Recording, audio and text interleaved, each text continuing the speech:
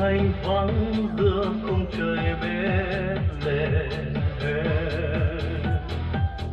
Mục đồng đang thức canh chân bầy chia mơ màng, có tiếng thiên thần đừng sợ chi nhé, hãy chính tin mừng, đừng sợ chi nhé, hãy chính đêm ngày tại Bethlehem con trời giáng thế.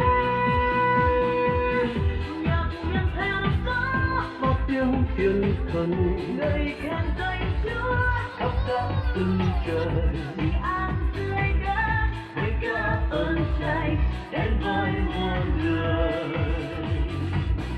Đường về Bethlehem dù gian nan vẫn không lùi bước, một lòng trung kiên rồi mai đây chúng ta gặp Chúa, chắc sẽ vui mừng khôn xiết. Đường về Bethlehem kiểu ngôi sao dẫn đưa từng bước, một lòng cùng kính quỳ lạy vua Giêsu bình an, hãy dâng lên lời ta ơn.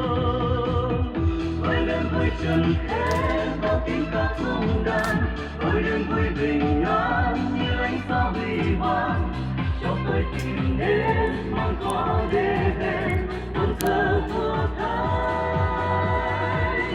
Ôi đêm vui trần thế khi chúng ta ra đời, em yêu thương tôi mới bao trái tim rạng ngời.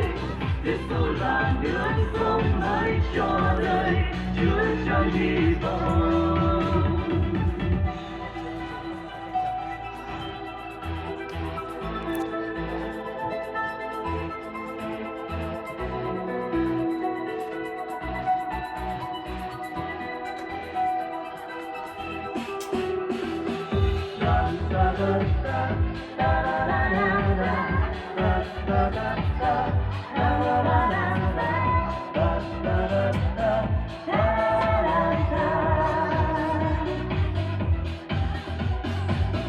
một đêm thanh vắng giữa không trời Bethlehem,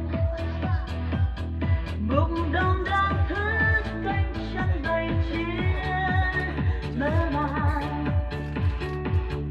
Có tiếng thiên thần đừng sợ chi nhé, hãy chính tin mừng, đừng sợ chi nhé, hãy chính đêm ngày tại Bethlehem con trời giáng thế. nhạc nâng theo gió, Có tiếng thiên thần người khen danh Chúa, khắp các phương trời bình an tươi đất, với ca ơn chạy đến với muôn người. Đường về Bethlehem một lòng cùng kiên, chắc sẽ vui mừng khôn xiết. Đường về Bethlehem một lòng cùng kiên, hãy dâng lên lời ta ơn. Ôi lên vui trần thế bao tiếng ca rung đàn, ôi lên vui bình an như ánh sao huy hoàng, cho tôi tìm đến mong có để đến tôn thờ vua Thái. Ôi lên vui trần thế khi chúng ta ra đời, em yêu thương đổi mới bao trái tim rạng ngời. Giêsu là nước sống mới cho đời.